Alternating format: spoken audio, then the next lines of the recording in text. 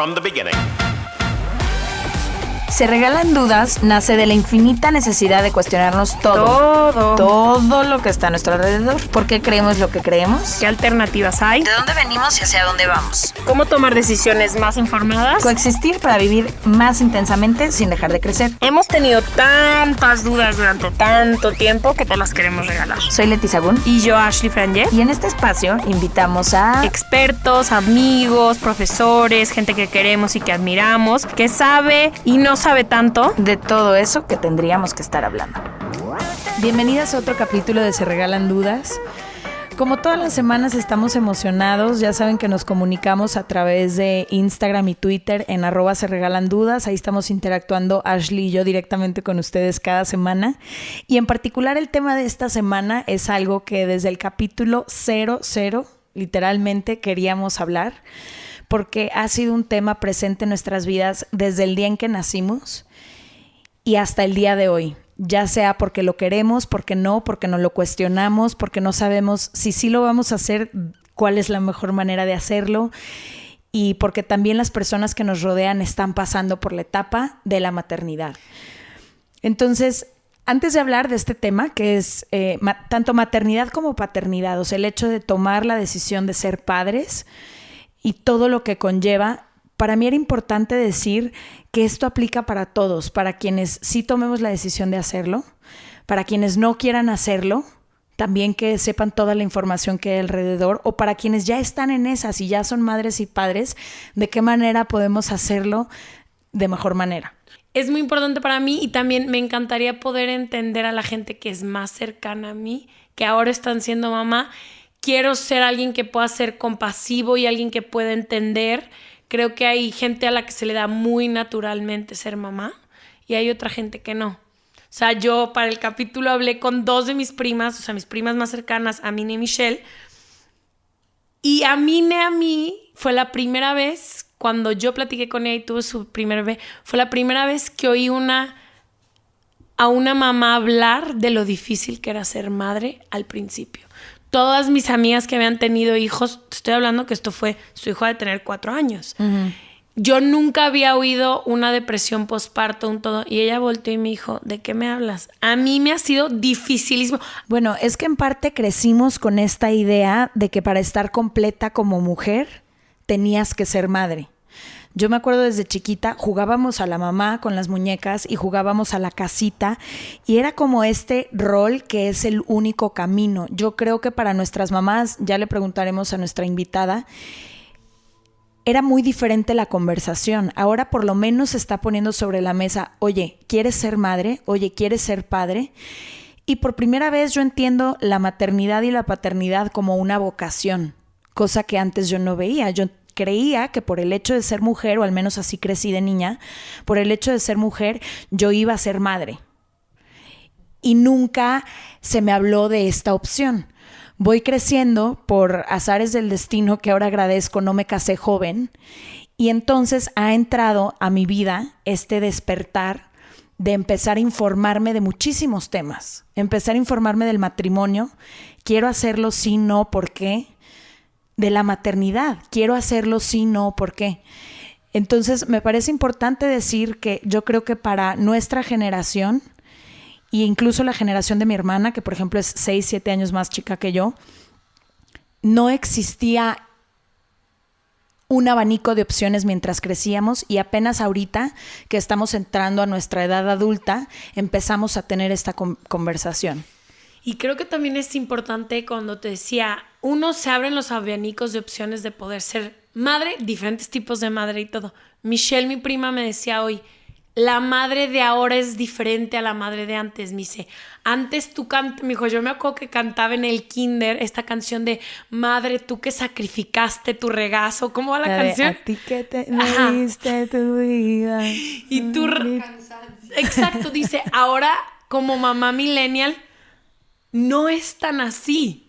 O sea, la mayoría de las mujeres, y si no una buena parte, tienen una maternidad mucho más consciente, o a lo mejor la idea de la maternidad cambió en este despertar de la mujer, Me dice, yo no siento que sea tú que sacrificaste, tú, ya no tengo esa, cuando nuestras mamás o nuestras abuelas sí tienen esa idea de la maternidad. Además, por primera vez yo empiezo a decir, bueno, si empiezo a ver a la maternidad y a la paternidad como una vocación que no es para todos, que si lo haces conscientemente tú puedes decidirlo, que no es como nada más algo que tienes que hacer, empiezo a entender que no todas las mujeres están hechas para ser madres. Muchas veces a mí me pasaba de chica que yo no entendía por qué las mamás de ciertas amigas eran de cierta forma con ellas. Y ahora que se abre para mí este abanico de posibilidades, digo, porque a lo mejor ellas no querían ser mamás. Les tocó y lo hicieron, pero verdaderamente me ha tocado ver mujeres que casi padecen la maternidad, me explico, que es como, lo hacen ver como un sacrificio todo el tiempo, como si algo que les hubiera robado vida, como, no sé, como toda esta parte que digo, bueno, a lo mejor ellas no tuvieron la fortuna de plantearse antes de tiempo, quiero o no quiero ser mamá. Y pienso que es lo mismo que ¿O a qué horas quiero ser mamá? Claro, y creo que es lo mismo que hemos hablado tú y yo muchas veces de las relaciones de pareja. No es que esté bien ni mal ser mamá o no ser mamá, y no es que esté bien ni mal ser monógamo o ser polígamo. La cosa es que te preguntes, porque hay personas que yo creo que están hechas para tener una pareja por el resto de su vida y que pueden encajar en el papel de la monogamia sin problema, y hay personas que no están hechas para eso. Entonces, qué rico es abrir esta conversación. No, y también lo ves, yo lo veo. Tengo amigas que son mamás que unas las ves, ellas no, jamás quisieron tener hijos, tienen un hijo y es literalmente, ves su transformación y son megamente felices. Y hay amigas que toda la vida quisieron tener hijos y a la hora que los tienen, o no es como pensaban o todo, pero no se ha cuestionado, yo creo, al menos en mi entorno, de mis amigas más cercanas, que tanto, o no hay una planeación familiar en cuanto a los hijos. Es mucho como, ay, ya me lo toca. Lo que toca, llevo un año, no, pues ya no me voy a embarazar. O sea, y no lo estoy juzgando, es más, creo que si algo he aprendido en los últimos años, le he ganado un respeto eterno a las mamás. Apenas puedo yo ser un adulto semifuncional. No me quiero imaginar con 2 hijos a esta edad. Me encanta el tema de quiero ser más compasiva y estar más aware. ¿Cómo se dice aware? Más consciente. Más consciente de la maternidad, no solo para cuando me llegue a mí el tiempo de escoger, sino para poder estar más presente con la gente a mi alrededor y poder entender este abanico de opciones que ya tenemos que antes no teníamos. Totalmente. Fíjate que, pues como tú dices, la mayoría de mis amigas ya están casadas y me atrevería a decir que el 70-80% ya tienen hijos. Y aunque había vivido varios de estos nacimientos y todo como cerca de mí, nunca ninguno había sido tan cercano como el de mi sobrina, que es la primera sobrina de la casa. Mi hermano y mi cuñada tuvieron una bebé hermosa que amo y adoro. Y como tú dices, fue en ese momento que caí en conciencia lo que implica ser madre, porque yo lo veía, pero lo veía a ratitos. Veía a mis amigas. De lejos. Lo veía de lejos, veía a mis amigas 2 horas por semana en el convivio de tal, de repente les escribía cómo vas, pero no vives esa talacha. Y mi cuñada se vino su cuarentena a la casa, entonces fue como todavía vivir más de cerca y por primera vez admirar profundamente y hasta los huesos el trabajo que implica ser mamá y ser papá. Pero también aprendí con ella, y que es de lo que más quisiera hablar con nuestra invitada, que el tema de la maternidad y la paternidad, por alguna razón, es el tema más juzgado socialmente. A mí me está traumando que es no solamente juzgado si decides ser mamá o si no decides ser mamá. Si decides ser mamá, juzgan cuántos hijos tienes o cuántos no tienes, qué tan separados o qué tan juntos. Ok, ya fuiste mamá. Ahora el tema de la lactancia. leche. El tema de la lactancia aparentemente es un tema súper controversial. Y que le incumbe a todo mundo. Lo ponen sobre la mesa y todo el mundo se siente con la libertad de juzgarlo. Si diste leche o no. Si diste, ¿cuántos meses diste? Si no diste, ¿por qué no diste? Si diste fórmula, ¿qué fórmula le estás dando? ¿Sabías que la fórmula lleva azúcar para tu bebé? Ya crecieron, educación. ¿Qué tipo de educación? ¿Les pones límites o no les pones límites? ¿Regañas o no regañas? Y todos de alguna manera nos sentimos con el poder de juzgar cómo lo está haciendo la persona de enfrente, como si hubiera una manera correcta o incorrecta de hacer las cosas. Justo pregunté en mi grupo de generación sobre lo de ¿Qué dudas tienen? ¿Por qué todo el mundo se siente con el derecho de opinar cómo estoy educando a mi hijo? ¿Por qué todo el mundo me ha preguntado que si lacto o no lacto? ¿Por qué me dio pena decir que no iba a lactar y todo el mundo está mintiendo? ¿por qué se ha escondido la maternidad? O sea, si lo haces bien, creo que no soy mamá, pero me quiero imaginar que como todo es un proceso muy personal y muy circunstancial. Sí. Hay gente, o sea, yo no puedo entender que a alguien le importe que alguien más le dé leche. No puedo pensar en algo que me importe menos si tú le vas a dar leche a tu hijo. No, o sea, no puedo imaginarme un tema menos importante en mi vida. Pero al parecer, a todo mundo le incumbe si Chuchita Pérez dio leche o no. Y ¿sabes qué? Decía Brené Brown, que es una de mis actores, es una de mis escritoras favoritas y se me hizo súper interesante.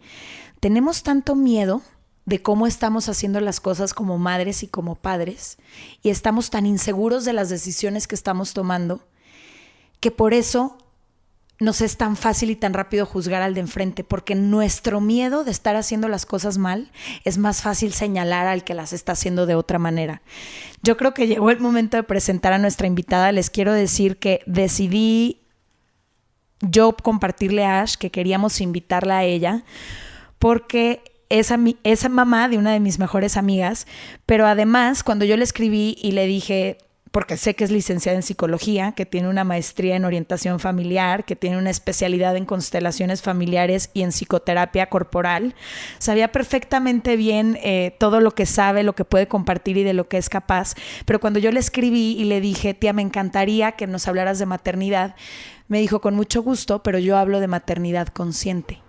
Y fue la primera vez en mi vida que escuché el término maternidad consciente, y lo primero que pensé fue qué necesario. Bienvenida, tía, y por favor explícanos qué es la maternidad consciente.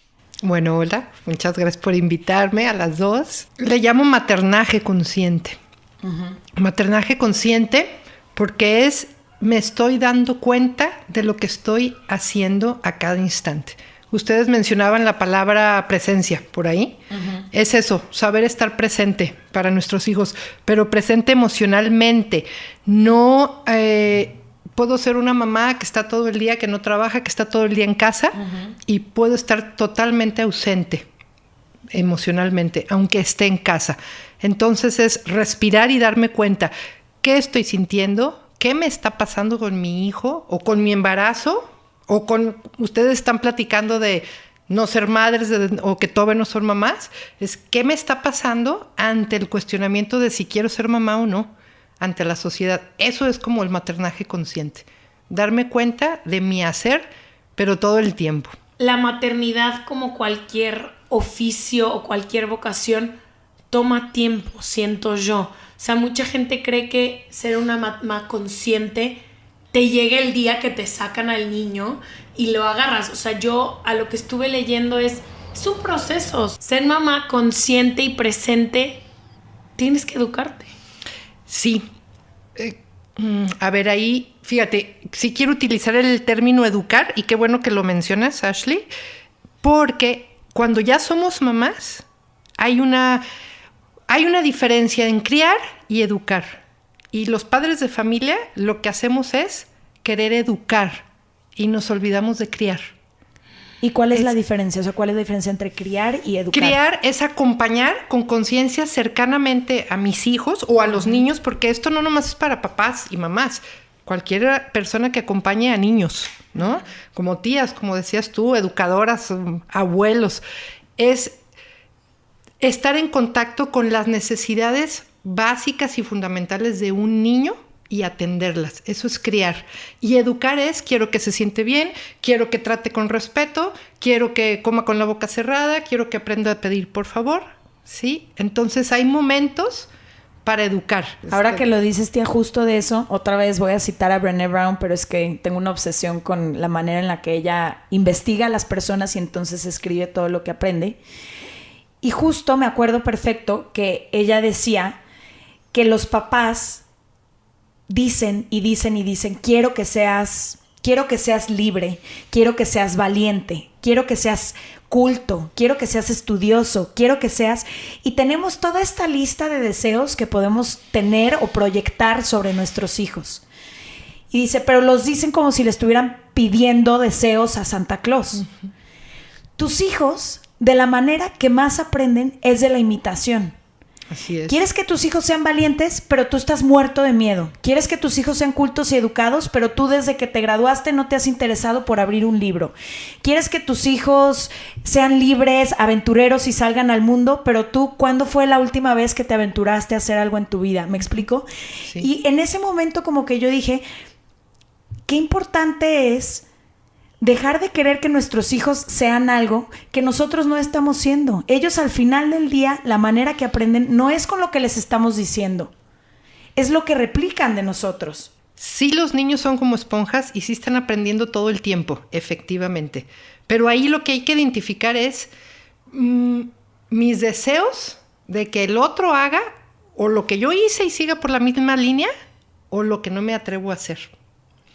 Entonces, ese es el asunto. Entonces, las mamás estamos desconectadas de nuestra propia infancia. Entonces, ¿qué nos pasó a nosotros cuando fuimos niñas o niños, los papás? Que ahora quiero que mi hijo o mi hija lo haga. Uh-huh. ¿Sí? Entonces, ahí hay como una desconexión bien fuerte en lo que yo soy, quiero ser y puedo hacer y en lo que mi hijo es como individuo. Nos olvidamos que los hijos no son nuestra extensión, no, son seres individuales que traen nuestros genes. Sí, que no vinieron a completar lo que tú no pudiste hacer. Exacto. O a continuar con lo que haces. Si yo cocino pavo todas las navidades, tú tienes que cocinar pavo todas las navidades. Yo de lo que siempre hablo, de lo que estoy muy agradecida es que en mi casa me dejaron ser absolutamente libre. O sea, en mi vida escuché a mi mamá decirme, me gustaría que te dedicaras. O sea, yo pasé de, obvio, como todos los niños, veterinario, astronauta, todo. Y mi mamá era padrísimo. Increíble. Sí. Pero creo que eso me ayudó a mí a poder tratar de ser muchas cosas hasta que encontré lo que quería, que creo que quiero ser. Pero sí he visto, sobre todo en el lado, a lo mejor, de mi papá, cómo se trata de continuar, y no solo la forma de que, oye, se come pavo en Navidad, pero las formas de educar. Y viene también mucha presión de los abuelos. Yo lo veo en nuestros casos, que es de que, híjole, obvio no me van a educar como tú educaste a mi mamá o a mi papá. Ya vivimos en otra época. Es que, ¿sabes qué, Ashley? Ahí entra otro tema bien fuerte que no aplica hoy, pero sí lo quiero mencionar, el patriarcado. Yo mando sobre el más débil, y en este caso es los hombres. Aunque, porque decías que por la línea de papá es más importante como el apellido y que se siga como las mismas patrones, las mismas oficios, la misma profesión. Eso es como una necesidad, pero de la sociedad, para que no se extinga y todo siga como en su status quo. ¿Sí me di a entender? Sí. Pero es otro tema. Sin embargo, nadie educa. Esta sociedad es patriarcado y realmente estamos educando con eso. Yo soy mamá, me tienes que obedecer. Yo soy tu jefe, tienes que seguirme. No es lineal. Si no es, vámonos sentando a una conversación donde todos podamos caber. Exactamente. ¿Por qué? Porque yo digo, porque yo mando. Así es. Y los niños no caben en una sociedad de adultos. Ese es el problema, como regresando al tema infancia o maternidad, los niños no caben, tristemente. Los adultos piensan por los niños pensando que los niños no sienten, no piensan, no tienen capacidad, no tienen inteligencia. ¿Sí? Sí, que no pueden llegar ellos o sea, ya son su propia persona. Ya son. Ya, el momento en el que nacen, ya son su propio ser. Y nosotros lo estamos ayudando a desarrollarse. Por eso es la importancia del maternaje consciente. Eso te iba a decir. A mí me gusta pensar en la maternidad y en la paternidad como un acompañamiento. Como te voy a acompañar mientras tú vas desenvolviendo en lo que te vas a convertir. Pero es una forma muy nueva de entenderlo. Yo no creo que a nuestros papás se les haya enseñado así, y ellos al revés, en el afán de hacer buenos hombres, buenas mujeres, como era mucho, esto está bien, esto está mal, por aquí sí, por acá no, esto te va a hacer feliz, esto no. No había esta conciencia antes. Bueno, a mí me tocó, ¿no? Con mi mamá, o sea, una generación atrás de mí, ¿no? Te sientas y te callas, no opinas, porque no tienes derecho, no, ni siquiera sabes. Entonces, de hecho, los niños comían aparte, los niños con la nana, o como muy no tomados en cuenta en sus necesidades. ¿Qué tan consciente quieres estar para, como tú dices, acompañar en lo que los niños necesitan y cumplir sus sueños de ellos? O sea, yo creo que por eso se dan los diversos tipos de maternidad, porque cada hijo es diferente. Tomando eso de cada hijo es diferente, sí. Hay mamás o papás que dicen, no entiendo por qué este me salió bien vago si a todos los traté igual. ¿Y por qué este es un grosero si a todos los traté igual? No es cierto. Nunca somos los mismos papás, porque con el primero eres el primero. Uh-huh. Y con el segundo ya hay otro. No puede ser la misma mamá, ni para el segundo, ni para el tercero, ni para ninguno. Entonces, mentiras que crías o educas igual. Mentiras, ¿no? Entonces, eso hay que tenerlo bien claro. Y sí, como tú dices, Ashley, cada niño es diferente, trae un temperamento diferente, unas capacidades diferentes, entonces no podemos tratarlos a todos igual. Una de las preguntas que a mí me mandaban, porque antes de venir aquí nos dedicamos a escribirle a todas nuestras amigas y amigos que son mamás, que son papás, que no son, que nos mandaran. Y una que creo que tiene que ver con esto que estamos hablando, me decían, ¿cómo hacerle para no reflejar tus miedos o carencias a la hora de educar?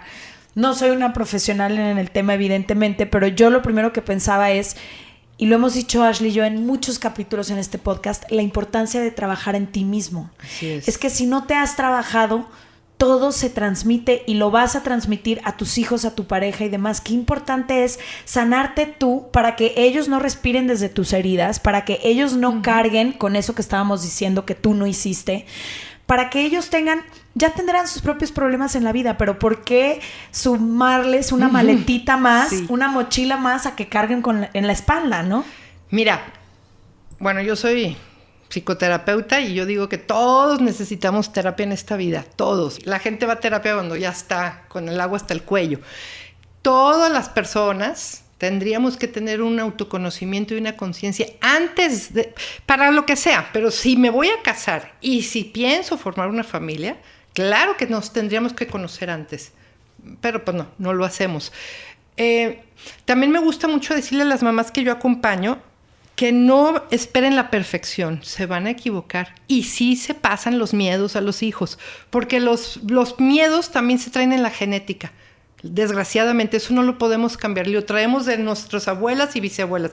Si mi abuela tuvo un embarazo angustiante, estresante, en esas células de ese bebé, que es mi madre, ya se generó ahí un estrés y se grabó en la célula y lo vamos a ir pasando. Entonces, es imposible no pasarle los miedos. Sin embargo, como tú dices, con un trabajo personal, podemos identificar, esto es mío y no se lo paso a ellos. Si yo soy consciente que tengo miedo de que mi hijo se caiga de su triciclo y que por eso lo sobreprotejo, entonces mejor trabajo mi miedo. Sí, no tratas el niño arriba del triciclo, sino tratas por qué te está dando tanto miedo. Trato mi miedo. Es importante identificar nuestros miedos como mamás. Sí. Yo tengo de las preguntas que más se hicieron también yo le pregunté a todo el mundo, era como que no se habla entre mamás o entre sociedad de la mamá primeriza. Desde... muchas decían, nunca nadie me dijo a mí de la depresión postparto. Nunca nadie me dijo a mí de lo difícil que era. Nunca nadie me dijo a mí de toda la realidad de lo que neta te pasa en la cuarentena, que muchos dijeron, para mí fue más fuerte la cuarentena que los 9 meses de embarazo. Entonces, ¿por qué? O sea, te quería preguntar, ¿cuál es tu opinión sobre el tema? Pero también, ¿por qué no se habla de la maternidad difícil? Y perdón, tía, complementando la pregunta de Ash, yo nada más quería contarte que nos juntamos entre amigas todas las semanas y una de las semanas que nos juntamos justamente estaban hablando las mamás primerizas de su experiencia y estábamos ahí varias que no somos mamás todavía y me acuerdo perfecto y anoté aquí varias palabras que dijeron en ese momento: exhaustas, baja actividad sexual, todo gira en torno alrededor del niño, cansancio crónico, falta de equilibrio. Entonces, complementando eso que dice Ash, que toda la información que no te dicen, y nosotros que todavía no somos mamás, que eso es lo que estamos escuchando de las mamás primerizas, híjole, qué susto. ¿Por qué está pasando esto? ¿Es normal? ¿No es normal? ¿Hay desinformación? ¿Qué pasa? Mira, primero yéndome a lo de que dice Ashley, que por qué no se dice, porque en esta sociedad no estamos acostumbrados a hablar de lo feo, de lo negativo. O si alguien empieza como a quejarse, qué cansado estoy, no, pero ve lo positivo. No, pero agradece que está bien tu hijo. No, es que no me deja dormir, pero está sano, ¿sí? Entonces aquí hay una cultura de no negativo, no muestres, no te quejes, no expliques, ¿sí? Todo es positivo, todo es perfecto. Y agradece, ¿no? Entonces, o sea, primero, Sí, tendríamos que... Sí, agradece que llora, agradece. Entonces, porque hay niños que... Exactamente, entonces, primero es cultural, eso que me preguntabas, ¿no? Es cultural, no se habla de eso. Como en las parejas tampoco, no se habla de lo difícil que es el matrimonio. Sí. Ay, qué linda la luna de miel. Y a lo mejor regresan y la verdad es que fue una luna de miel horrible. Sí, yo tengo amigas que dicen, lo peor que me pasó fue la luna de miel. Exacto. Lo mismo la maternidad, por un lado. Por otro lado, se ha idealizado muchísimo la maternidad. Se ha puesto como en un trono. Aquella que es mamá es intocable. La verdad es que las mujeres, mamás, somos humanas de carne y hueso. Nos cansamos, nos da sueño, iba a decir nos dormir, pues nos dormimos. Sentimos, nos agobiamos, nos estresamos. Yo les digo siempre, primero somos mujeres antes que mamás. Esa es la verdad. Entonces, si yo como mamá me olvido que soy mujer primero, ahí viene lo que decías del sacrificio. Mamá sacrificada. No. Hay que estar consciente de lo que yo necesito y yo necesito dormir o yo necesito recargarme en alguien mientras cuido a mi bebé. ¿Sí me estoy dando a entender? Sí, totalmente. Entonces, todo esto que tú mencionabas, Leti, es real, ¿no? Sí, hay desvelos, la actividad sexual baja. Cuando una mujer se embaraza, el trastorno hormonal es enorme.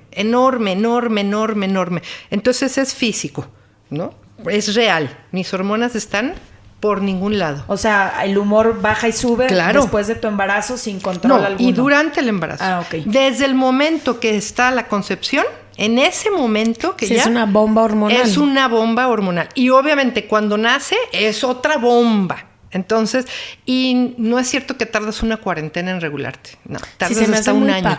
Se me hace muy poco 40 días. Entonces se toma la parte física, lo hormonal, y lo emocional. Toda maternidad te regresa a tu infancia, a tu propia infancia. Toda. No hay manera que... A mi mamá me hacía, a mi mamá sí me dio pecho, a mí no me sale la leche, mi mamá no sé cuánto, mi mamá no estuvo, me llevaron al kinder bien chiquito, no sé. Siempre nos regresa. Entonces, ¿cómo está una mujer embarazada? Vulnerable, frágil, delicada, susceptible, con muchísimo miedo. Hay un miedo en la maternidad que no se habla tampoco. Y se los voy a decir porque está tácito en el cuerpo. El miedo de perder la vida. Y es verdad. Perder la vida, ¿cuándo vas a tener a tu bebé? Sí. Cada parto es riesgo. Entonces siempre está latente. Si yo voy a dar a luz, puede que muera. Sí, es real y no se habla. Yo en consulta he visto muchas mamás que han venido a terapia porque están pasando un embarazo muy mal y resulta que lo que tienen es un miedo atroz a morirse. Y sí existe ese riesgo. O que tu hijo se muera. Entonces, esa es una de las cosas más fuertes que tiene la maternidad y que tampoco hablan, pero se manifiesta en toda tu hipersensibilidad. Sí, y de las cosas que también me preguntaban era, no se habla de las mamás o de lo posible que es que pierdas un hijo. Y de lo mucho que se pierde un hijo. Uh-huh. Que perder un hijo es lo más, voy a hablar, o sea, clínicamente, es muy común perder un hijo. Uh-huh. Entonces, una de las niñas de mi generación decía, ¿qué pasa después de que pierdes un hijo? Nadie te habla de eso.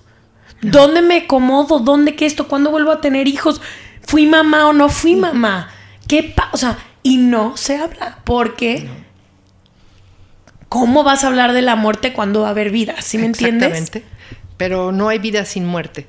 100%. O sea, no hay vida sin muerte y no hay muerte sin vida, ¿no? Pero sí, la maternidad sí conlleva eso y sí trae muchísimo consecuencias. El miedo y lo malinterpretan. estoy muy llorona o estoy irritable, y a veces lo único que falta es que la mamá diga, tengo mucho miedo. Y cuando la mamá reconoce, tengo mucho miedo, ¡fum! No sé qué pasa, que toda esa ansiedad baja y descansa. Es como sacar la emoción que traes. Sí. Y toda mamá tiene miedo, pero vuelvo a decir, culturalmente no se habla de eso. Pero ¿cómo tienes miedo? Pero mira qué sana estás. Pues tía, es como las redes sociales. ¿Quién va a hablar de los días que la estás pasando de la fregada, de cuando todo está oscuro, cuando todo está gris? Como que lo único que queremos saber, parece ser, es lo positivo. Y una de las preguntas, tengo varias de las que ya son mamás, pero una de las preguntas también recurrentes de los papás, de los hombres y mujeres que no han tomado la decisión de ser papás aún, era, ¿estaré preparado y seré buena mamá o seré buen papá? Qué bueno que menciones eso, y también lo quería mencionar cuando las escuchaba platicar. Nunca se sabe si vamos a estar preparados o no hasta vivir la experiencia. Entonces tú te podrás chutar todos los libros de maternaje, todos los que quieras, y a la práctica ni uno sirve, porque lo único que te va a decir dónde estás parado es la experiencia. Entonces definitivamente no se está preparado. A lo mejor a puro nivel intelectual y teoría, pues sí. Y lo que quería mencionar era lo del instinto materno, que se lo adjudican a todas las mujeres. No es cierto. No, el instinto materno se genera o inicia con la concepción, no antes. Wow. Eso no lo sabía. Sí, muy poca gente lo sabe. Entonces hay mujeres que se sienten culpables de no desear un hijo y de estar casadas y pues no, me la paso bien padre. Y es que no, el instinto materno no es inherente a la mujer. Wow. No, es con la concepción. Y además se va construyendo, curiosamente. Cuando embarazadas nos da mucho sueño, nos da mucho hambre, cansancio. Hay que tomar esos espacios de reposo, de aislamiento de la sociedad. ¿Por qué? Porque tú te estás preparando y estás dejando que el instinto materno se desarrolle y puedas conectarte con tu hijo. Qué interesante. Sí, eso es bien interesante. Súper. Y es bien liberador, porque entonces a las mujeres que no se les da la gana tener hijos, pues ya nada que... ¿Y tu instinto materno?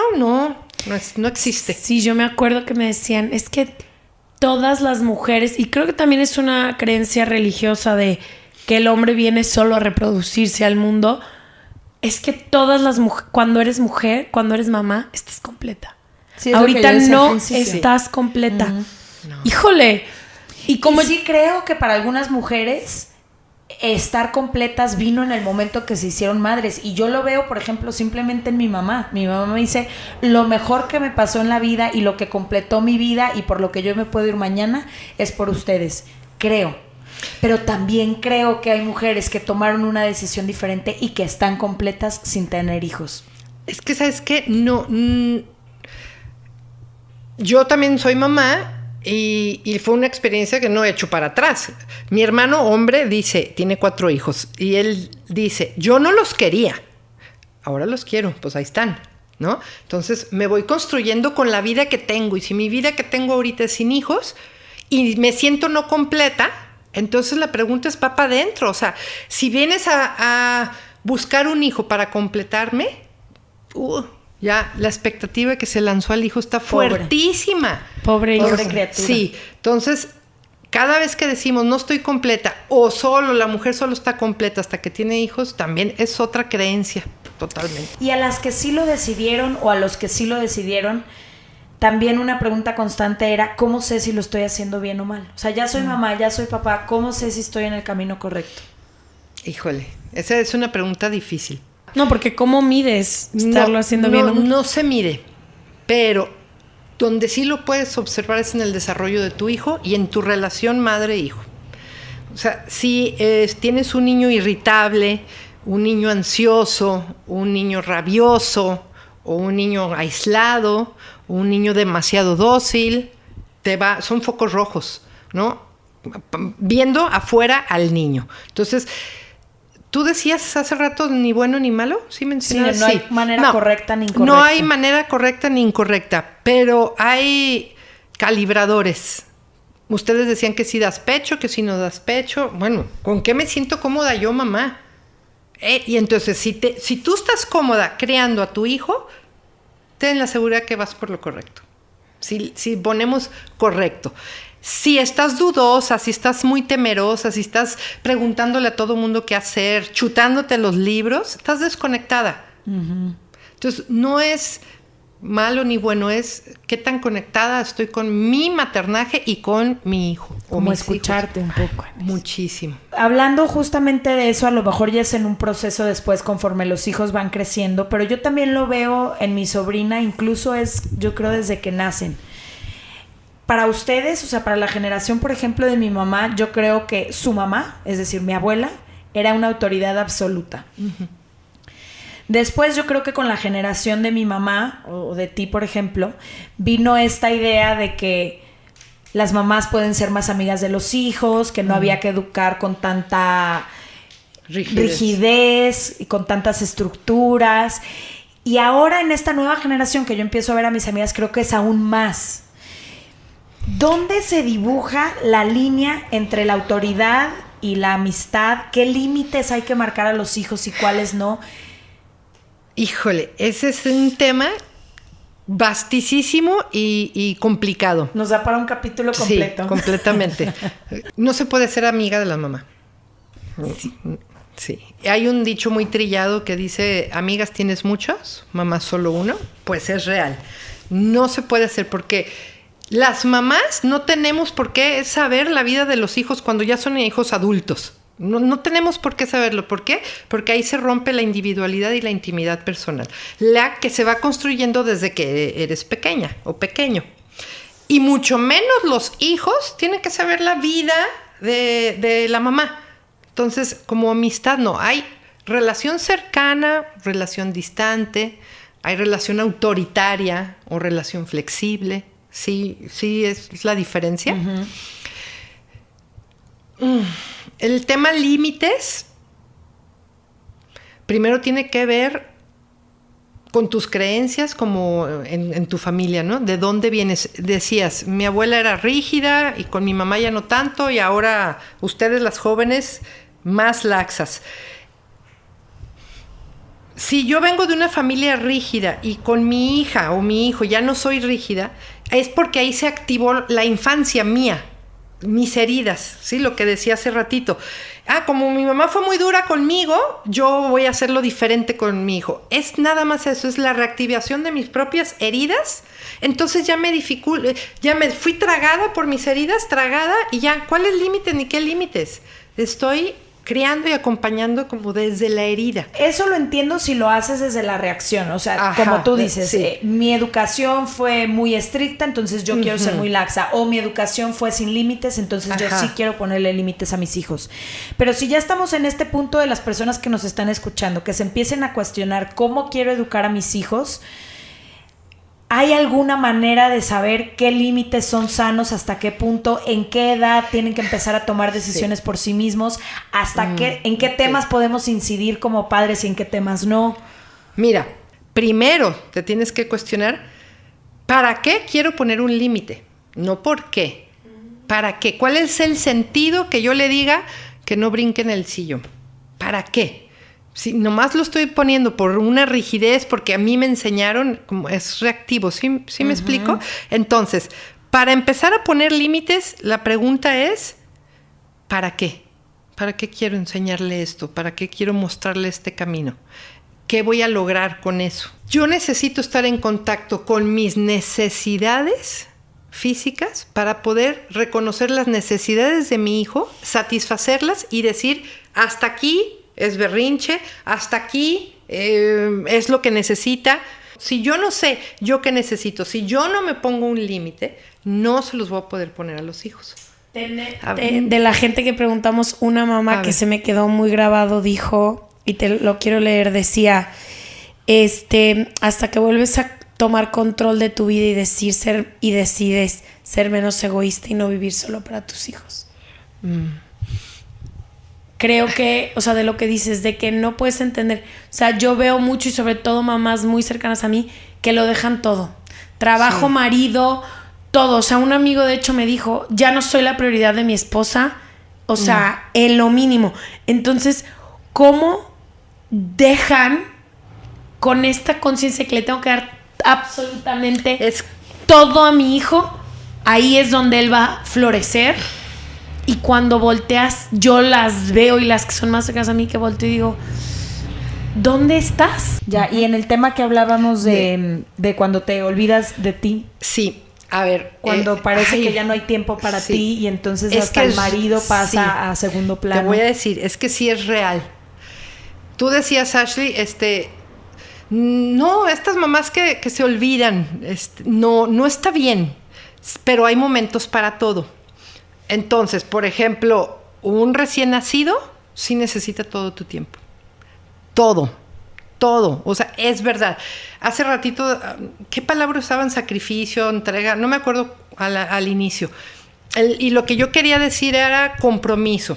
Es un compromiso, pero es temporal. Es lo que las mamás no saben.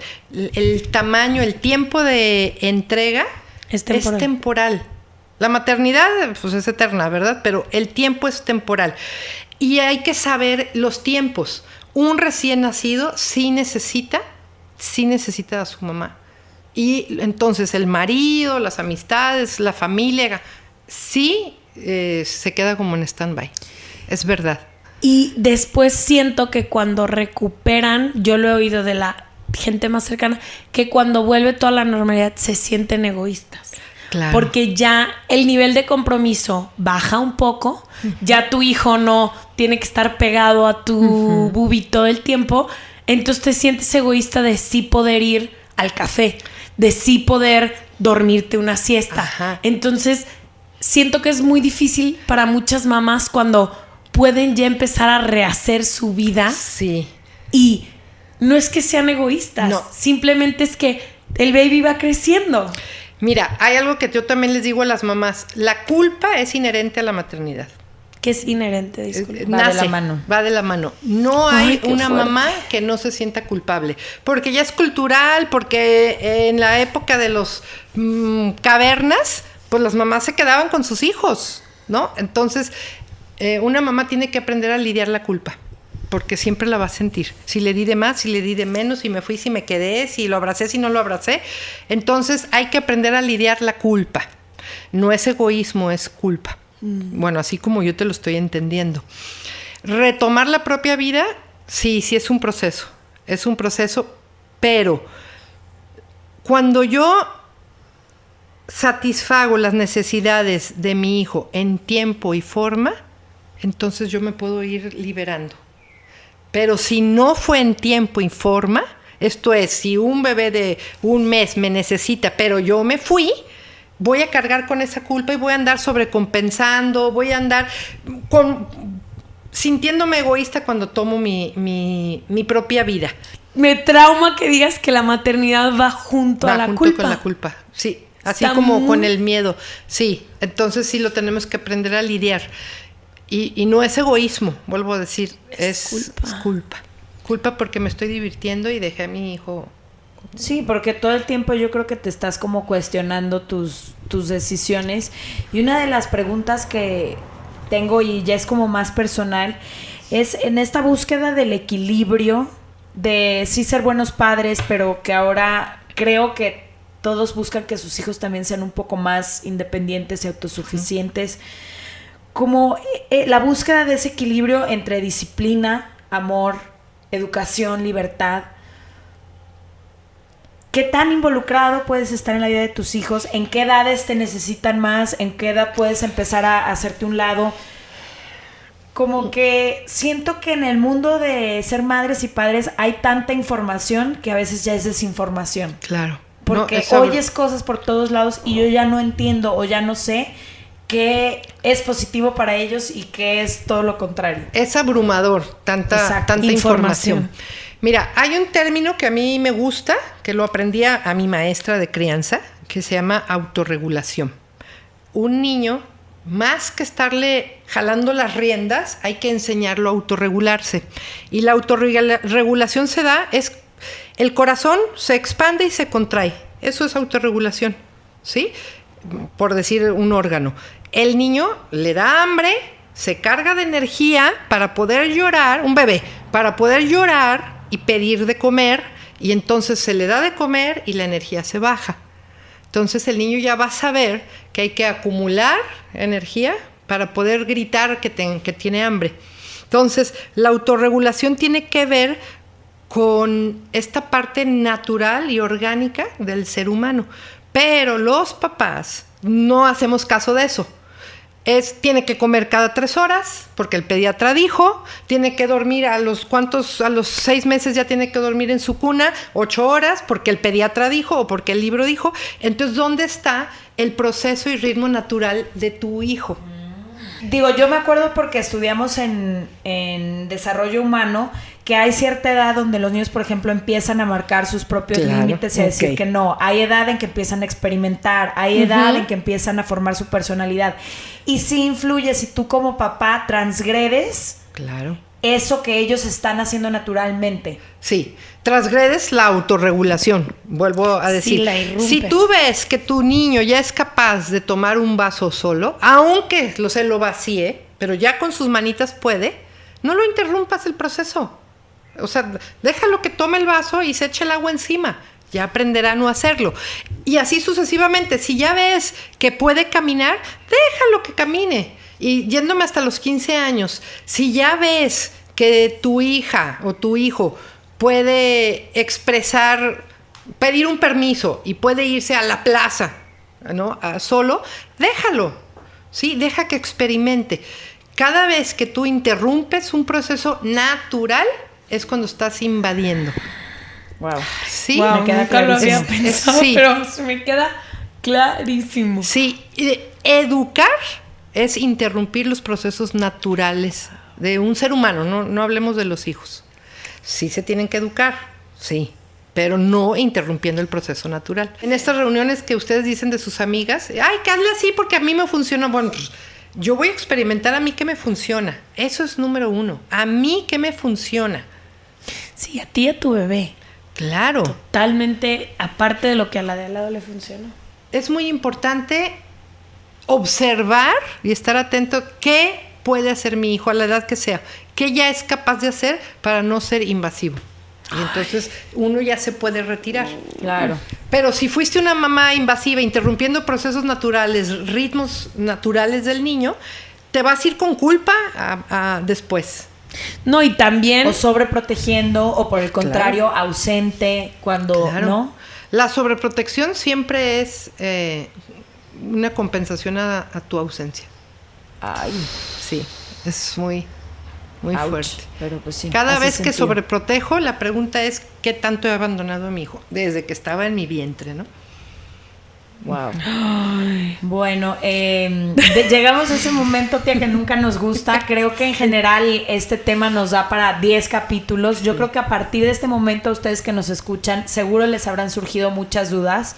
Mándenoslas todas por Instagram o por Twitter en @seregalandudas, o también nos pueden escribir, si es ya más extenso, a info@seregalandudas.com, porque seguramente estaremos retomando este tema más temprano que tarde. Sí, te agradezco muchísimo que te hayas sentado con nosotros. No somos mamás, pero como te decía, para mí sí es muy importante ser compasiva y como entender la maternidad, porque uno, estoy rodeada de eso, 2, porque quisiera en algún momento ser madre y todo mundo tiene madre. Entonces, con crecer ha llegado el yo ver a mi mamá y decir, híjole, hizo lo mejor que pudo con neta las herramientas que ella tenía desde sus ausencias, sus miedos, sus culpas, todo, y no lo entiendes cuando estás más chica.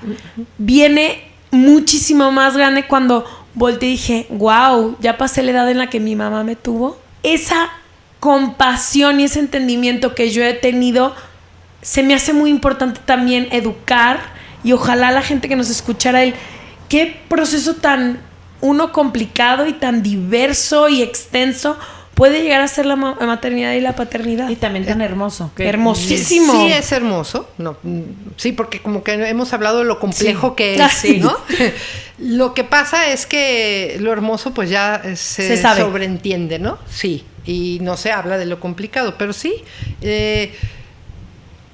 ser mamá pues es la escuela más grande de autoconocimiento, es verdad. Pero si no eres mamá, no quiere decir que no puedas conocerte. También. Yo siento que hay que vivir la experiencia, que cada quien está decidiendo, tener, no tener, 1, 2.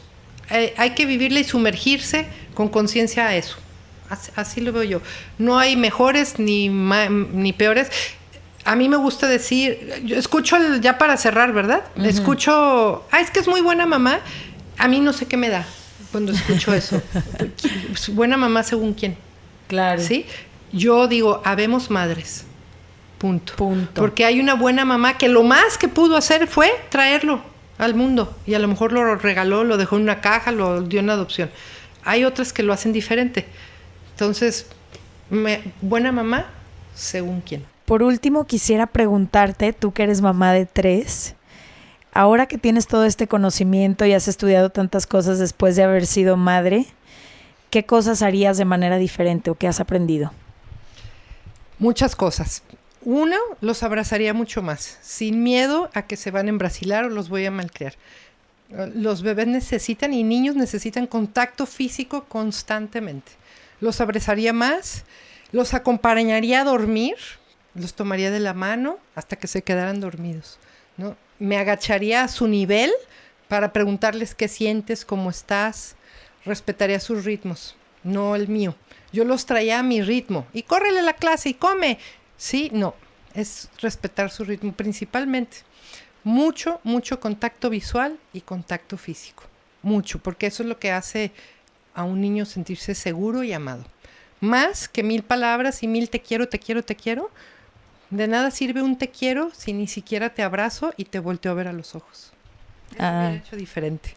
Muchas gracias, qué padre escuchar eso, gracias. Muchísimas gracias por acompañarnos. Vamos a dejar aquí todos tus datos. Ella atiende justo a personas que están pasando por este proceso, antes, después, familias, lo que sea. Entonces aquí les vamos a dejar su información para que la visiten. Y yo con la reflexión que me quedo, siempre he sentido lo que decíamos, que aunque creo que puede traer enormes recompensas, también creo que es muy abrumador, que hay muchos miedos, muchas preguntas. Yo misma pude haber hecho una lista a lo mejor de 60 preguntas que se me ocurren en primera instancia, pero mi reflexión al final de este capítulo es que, y ha sido el mismo que muchos otros capítulos que hemos hecho, pero que al final lo que te debe de guiar es tu brújula interna. Uh-huh. No hay, como lo hemos dicho tantas veces, manera correcta ni incorrecta de hacer las cosas. Y al final del día, a lo mejor tenemos que dejar de estar buscando validación y aprobación en todo lo que está afuera y confiar en que vamos a ser capaces, si decidimos ser madres o padres, de hacer lo mejor que podamos con lo que tengamos en ese momento, y si no lo decidimos también vamos a encontrar un camino de muchísima felicidad y de muchísimas recompensas en otros resultados. Muchas gracias por escucharnos y nos vemos el próximo martes en Se Regalan Dudas. Bye. Bye.